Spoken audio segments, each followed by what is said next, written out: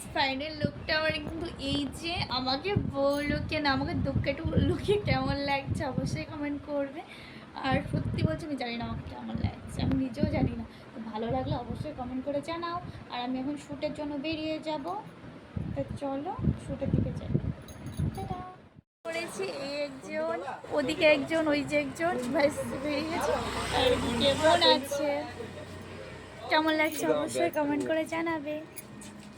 আর এটা হলো হাই বলে দাও, এটা আমার চ্যানেল পূর্ণিমাওয়ালা।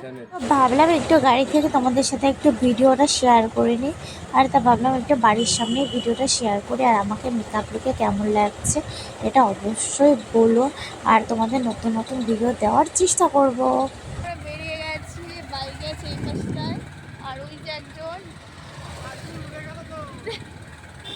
আকাশ ফুল উড়ে যাচ্ছে।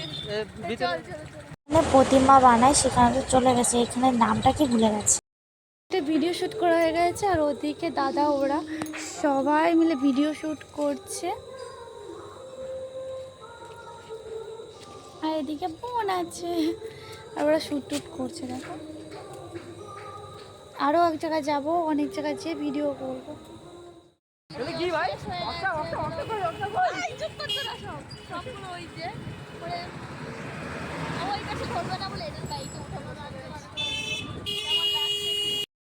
বাড়িতে চলে আসছি আর অলরেডি দেখুন মাথায় এখনো সিঁদুর টিঁদুর রয়েছে দেখায়।